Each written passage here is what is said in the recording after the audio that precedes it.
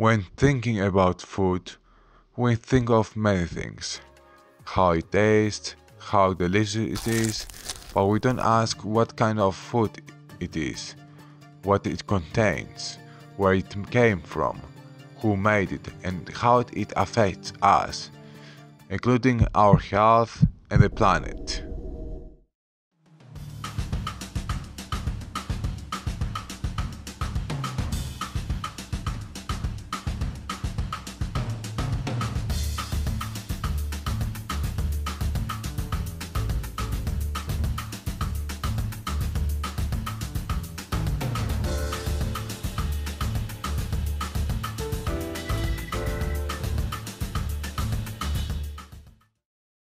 Many people believe that one of the most important food sources are meat, dairy, and any food products coming from animals, according to the food pyramid and so-called professional nutritionists.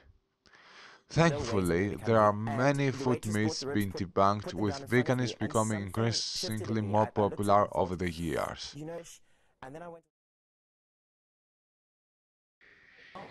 Since searching about veganism, I've been trying to find and listen to people's honest opinions on veganism in order to understand a bigger perspective of that lifestyle.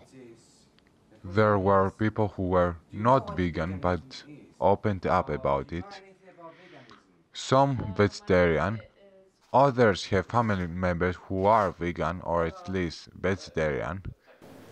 Thankfully, I was also able to interview two other people who happen to be vegan. So why am I vegan? It all started for me when I was, I think, my first year at university, because I've been, yeah, the first year from on my university. I think I started like developing my critical thinking further and like questioning things. Why should we eat this and stuff?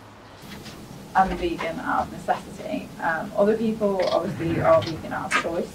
I used to be vegetarian. I've always been vegetarian before I turned into a vegan because I don't agree with like animal cruelty or eating animals and things like that.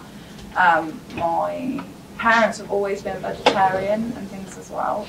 So I kind of grew up in a household where meat wasn't or not a lot of dairy products were consumed, with my dad being allergic to dairy and stuff like that. So I guess it came from that. It's obviously a massive movement now, veganism, and there are a lot of campaigns, I guess, for it. But I don't agree with everything that's done to promote it. I think there's some ways that things could be done better. I think when I was in university, by accident, I know, I read like a cookbook that was like vegan and plant-based eating, and it occurred to me that you can actually make a cake. For example, I think it was carrot cake, the first recipe I've ever made. You could have, for example, non-refined sugar instead of white sugar, which is really bad for you. Like, you can have maple syrup, coconut sugar. You can have spelt flour instead of just plain wheat flour, which is much nutritious for you, and almond milk, and it still tastes good. It's better for you. So that really blew my mind back then. Yes, definitely. I think like growing up, I'm also gluten-free, so growing up it was quite difficult to find food that we could eat and stuff, having a reduced diet. But thanks to veganism, it means that there's a lot more products available out there now that I can eat. They tend to get coupled with other things as well. I think that it's become like a massive market. I think it's easier to like eat out at places as well because it's vegan. And like there's a lot of specialised vegan places as well. So yeah, I definitely think that it is becoming more popular. But then I discovered what happens to animals, like not just killing animals for meat and fish, but just the dairy and egg industry. They're horrible, and I think it's something that everyone should know about, even like children, because they're gonna be the next generation, and things like that are really hidden. And also, I learned about the environmental aspect of food, like the agriculture industry affects our environment. Even like using resources like water for the meat, well, to produce meat, like the animals, bread and everything, you need more water than you would need for like to have a lot for the same amount of water you can feed more people with plants, for example, and that really, like, I knew I had to be vegan, like it was the only logic thing. I am also vegan for the animals, the environment, but I'm also plant-based for health, because I think a plant-based whole foods diet is the healthiest diet for humans. I grow a lot of my own veg, I eat a lot of my own veg, and I think that a lot of people that are vegan sort of believe in that sort of ethos as well.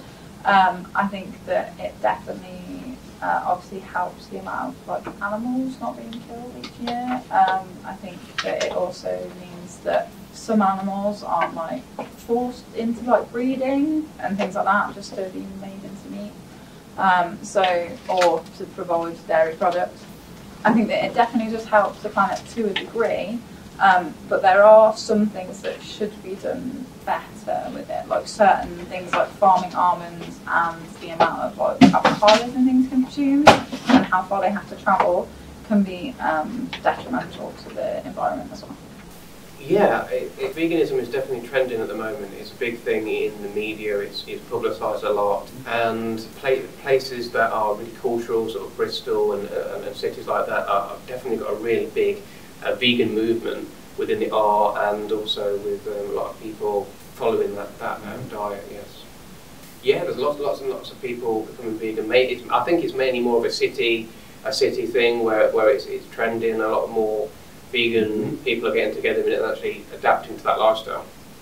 Yes, there's definitely a lot of health benefits from following a vegan diet, and from a lot of the things I've read and the links with curing cancer with following a vegan diet, and I can't exactly remember who it was now, but there was a female doctor who followed a vegan diet, spent as much time as she could outside, and actually cured cancer without following any chemotherapy at all. So definitely there's a lot of health benefits related to that. So I, for a long time, didn't necessarily believe that being vegan would help my condition or would help my medical conditions, and I didn't pay any attention to it for a long time. And then since changing my diet and changing my vegan sort of way, my vegetarian ways to vegan ways, I have noticed an improvement. I don't know if it would work for obviously every condition or disease and things like that, but there are definitely ways that it would help, and I definitely think that if you have a healthier lifestyle, if you have a medical condition, it will help that.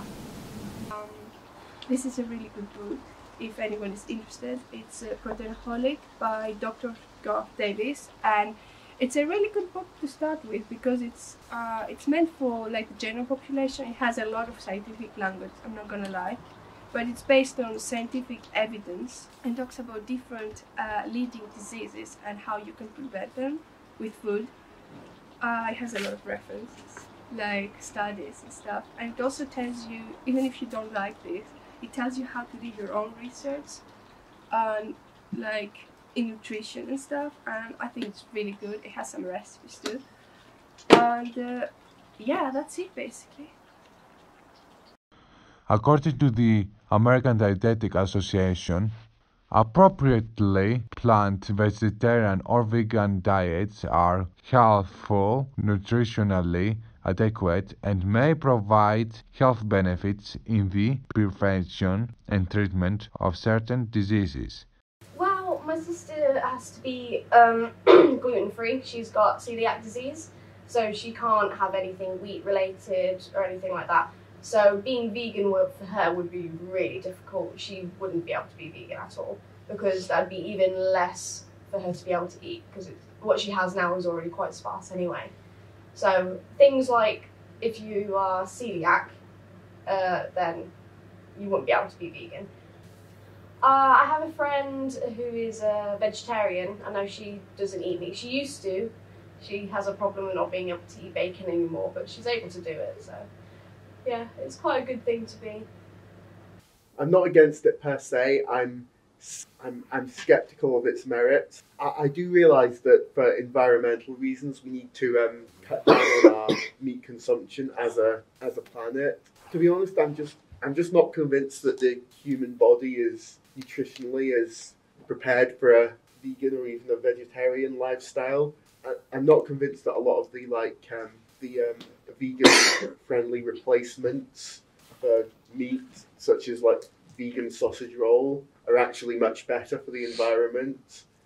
I have in the past considered doing like becoming a vegetarian on a temporary basis for environmental reasons, but becoming permanently vegan is not something I'm even frankly going to consider. Yeah, you see a lot more shops that sell more vegan things, as well as restaurants. I think I heard about an all vegan restaurant at one point where you're not allowed to even have meat in there, so just to respect the people that went in to eat. So there's a lot of alternatives out there that I can't eat because they're nut-based, but a lot of people do. There's a lot of soya-based products as well that you can buy. As a vegetarian, you used to live quite a lot of corn, and now you can get vegan corn and stuff like that as well. And there's a lot of research into things like jackfruit. There's a lot of research into meat-based alternatives that are as close to meat as you can get. There's meat-free burgers that you can get. Some people don't like eating those because they're too meaty, and they're trying to stay away from them. But yeah, I think that there is a lot of product range out there for meat alternatives, and there's a lot of times I know people that cook for their whole families, and they will cook vegetarian or vegan food, and their family won't realise that it's made with corn or made with an alternative that isn't dairy or meat or eggs or what have you. Finally, as part of this documentary, I interviewed 5 people, 2 of them vegan, 1 pescatarian, and 2 omnivores. However, I struggled to find people to interview for my documentary, and this means that while the results from the interview suggest that veganism has risen in popularity and more people are more positive about it, there are also people who are ignorant or naive towards veganism, or just they don't like being confronted about it and perhaps hate it. So my advice would be, don't beat yourself up. Yes, I know, especially if you go for it for ethical reasons, you get so angry about what happens, and I would say take it easy. Try to remove animal products one by one. So I think I gave up milk first, then meat. Go slowly to it, because this is going to be healthier for your body, because one day you're eating I don't know, hamburgers and chips, and then you're eating salads with beans and stuff. Your body is going to react a bit. So yeah, but I would say don't be afraid. Try, even if you're just interested and you're starting out, just try some recipes without committing to it, and then later you can commit to it. Try different ice cream brands, try different recipes, but also try to be healthy, fruit and vegetables, and oats and stuff like that. Even things like eating out, because I was so concerned, because I do love eating out. It has become much easier.